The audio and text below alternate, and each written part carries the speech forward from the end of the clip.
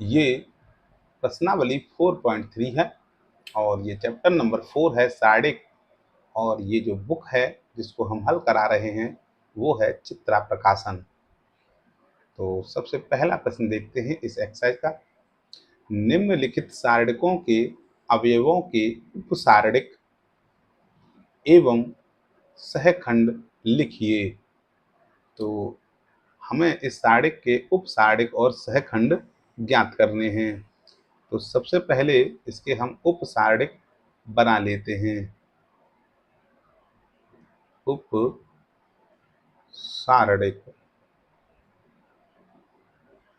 तो ये 2x2 का है। उपसारडिक बनाएंगे तो मैं यदि यहाँ सबसे पहले निकालूं M1 अर्थात 1 और 1 का मतलब है कि पहली रो और पहला कॉलम छोड़ दिया जाएगा, तो क्या बचेगा यहाँ -2 बचेगा। तो यही इसका क्या होगा M11 होगा। उसके बाद फिर हम निकालते हैं M12 अर्थात पहली रो दूसरा कॉलम छोड़ने पर यहाँ क्या मिलेगा 4 मिलेगा। उसके बाद निकालते हैं M21 अर्थात दूसरी रो पहला कॉलम छोड़ देते हैं तो यहाँ 3 मिलेगा। और उसके बाद अब निकालते हैं M22 यानी दूसरी रो और दूसरा कॉलम छोड़ देने पर यहाँ 1 मिलेगा। अब हमें इसके सहखंड निकालने हैं, तो इधर लिख लेते हैं हम सहखंड। तो जो सहखंड होते हैं उसे हम कोफैक्टर यानी C11 करके डिनोट करते हैं। तो होता क्या है कि जो ये एलिमेंट होता है वही मान होता है, लेकिन इसमें कुछ चिन्ह बदल जाते हैं। यानी यहाँ -1 की पावर इन दोनों का जो भी योगफल होगा वो लगाना पड़ेगा। और इसे यदि हम सॉल्व करेंगे तो ये 2 होगा और -1 की पावर यदि सम संख्या होती है तो ये जो है पॉजिटिव साइन हो जाएगा। तो ये यदि पॉजिटिव हो जाएगा तो ये जो है -2 का -2 ही रहेगा। तो इसी प्रकार यदि मैं C12 निकालूं तो इस 4 में मुझे केवल ये देखना है, ये यदि विषम है तो इससे माइनस का गुणा होगा और सम है तो प्लस से गुणा होगा। तो ये यहाँ 1 और 2 विषम है तो माइनस से गुणा करेंगे तो -4। उसके बाद C21 अर्थात 2 और 1 ये विषम है तो यहाँ माइनस से गुणा होगा। और C22 यहाँ 2 और 2 सम है तो यहाँ प्लस से गुणा होगा इस वन में। तो ये कहलाएंगे इसके सहखंडज और ये कहलाएंगे इसके उपसारडिक। आइए इसका बी पार्ट देख लेते हैं। तो सबसे पहले मैं इसके उपसारडिक निकालता हूँ M11। तो यहाँ क्या होगा कि पहली रो और पहला कॉलम छोड़ दिया जाएगा, तो ये मुझे केवल ये मिलेगा, यानी ये मिलेगा 5 1 5 और -1। तो ये जो सारडिक है यही उपसारडिक होता है। तो मैं यहाँ इसको सॉल्व करूँगा तो ये होगा पहले 5 एकन 5 माइनस के और यहाँ माइनस और फिर इसका इसमें गुणा करेंगे तो 5 एकन 5 यानी -10। इसी प्रकार अब मैं निकालूंगा M12 यानी इस पहली रो को छोड़ देंगे और दूसरे कॉलम को छोड़ देंगे, यानी ये 0 0 और ये 5 और -1, यानी ये रह गया 0 0 5 -1 और ये हो जाएगा। इधर गुणा करूँगा मैं 0 और फिर माइनस इधर करूँगा तो भी 0 बराबर 0। उसके बाद निकालते हैं M13 यानी पहली रो और तीसरा कॉलम छोड़ देते हैं, तो ये मिलेगा मुझे पहली रो तीसरा कॉलम छोड़ने पर ये आव्यूह बनेगा 0 0 5 1। इसको यदि खोलेंगे तो 0 का गुणा 1 में 0 माइनस 0 का गुणा 5 में 0 और बराबर 0। अब हम निकालते हैं M21 यानी दूसरी रो और पहला कॉलम छोड़ देंगे तो यहाँ 0 और 3 मिलेगा, यहाँ 1 और -1 मिलेगा, यानी 0 3 1 -1। और ये हो जाएगा 0 का गुणा इसमें करेंगे 0 -1 का गुणा 3 में 3, यानी -3।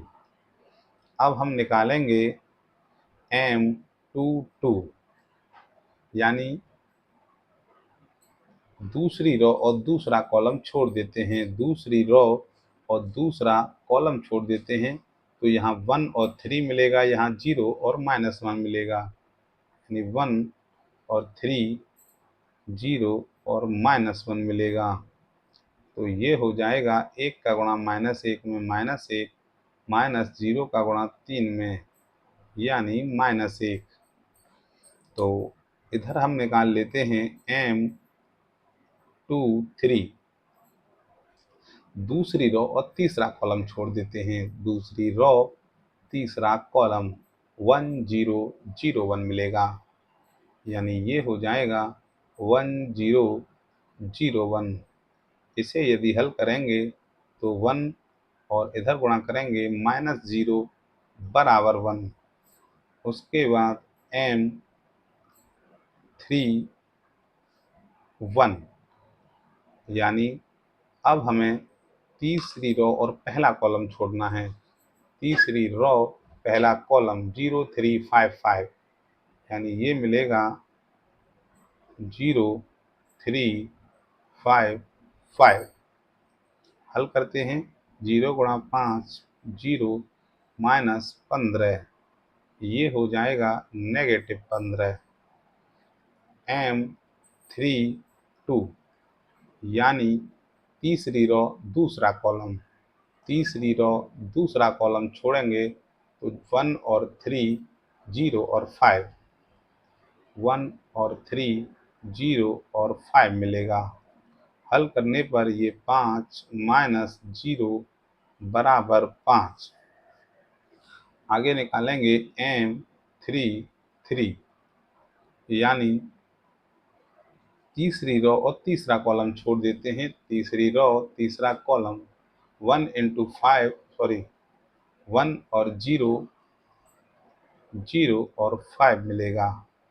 हल करेंगे, 1 का गुणा 5 में 5 -0 बराबर 5। तो ये हैं इसके उपसारणिक जो हैं। अब हमें निकालने हैं इसके सहखंड। तो जैसा कि आप जानते हो कि जो सहखंड होते हैं केवल उसमें हमें साइन का ध्यान रखना होता है। तो ये हैं -10 है, पहले हम इसको ज्यों का त्यों उतार लेते हैं। फिर C12 जो M12 की वैल्यू है उसी को उतार लेते हैं, और C13 ये 0 का 0 है, यहाँ उतारते हैं हम C21 जो कि -3 है, यहाँ C22 ये -1 है, C23 ये जो है 1 है, यहाँ लिख लेते हैं C31 यानी -15 है, यहाँ C32 5 है, और C33 ये 5 है। अब हमें यहाँ साइन लगाने हैं, तो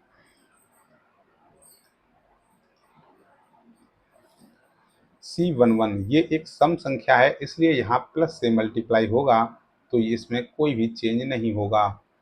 और 1 और 2 यहाँ विषम संख्या है, तो यहाँ माइनस से मल्टीप्लाई होगा, परंतु शून्य है इसलिए इसको सेम रहने देते हैं। 1 और 3 यानी 4 हो गए, ये सम है तो प्लस से मल्टीप्लाई होगा, कोई चेंज नहीं होगा। 2 और 1 3 है तो माइनस से मल्टीप्लाई होगा, तो ये प्लस बन जाएगा। 2 और 2 4 है तो प्लस से मल्टीप्लाई होगा, कोई चेंज नहीं हो सकता।